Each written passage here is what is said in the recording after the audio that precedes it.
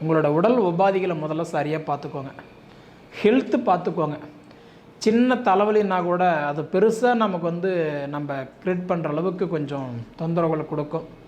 அடுத்தது பார்த்தீங்க அப்படின்னா, நீங்கள் 3 வேளை சாப்பிட்றதுக்கு நேரம் இல்லையா, அட்லீஸ்ட் 2 வேளை சாப்பிட்டாது மாத்திரை மருந்து சாப்பிட்றவங்க தான் சாப்பிட்ருங்க. அப்படி இல்லைன்னா கண்டிப்பாக சிறுசு பெருசாகி கொஞ்சம் குழப்பங்களோட கொடுக்கக்கூடிய நேரம் இருக்குது.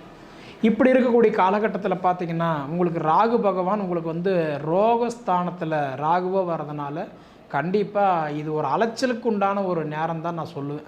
சரிங்களா? அதே மாதிரி கேது பகவான் பார்த்திங்கன்னா உங்களுக்கு 1ஆம் இடத்துலேருந்து இப்போ 12ஆம் இடத்துக்கு போயிட்டார். இப்போ மற்ற கிரகங்களெல்லாம் நான் என்ன சொல்லுவேன், 1ஆம் இடத்துலேருந்து 2ஆம் இடத்துக்கு தான் போவார். ஆனால் இந்த ராகு கேது மட்டும் நான் என்ன சொன்னேன், நிழல் கிரகம், வக்கர கிரகம், சாயா கிரகம் பின்னோக்கி தான் போவார். அப்போ 1ஆம் இடத்துலேருந்து 12ஆம் இடத்துக்கு போயிட்டார். விரய கேதுவாக வந்துட்டார். அப்போ அந்த விரய கேதுவாக வரதுனால முடிஞ்ச வரைக்கும் கொஞ்சம் சுப விரயம் பண்ணுறதுக்கு பாருங்கள்.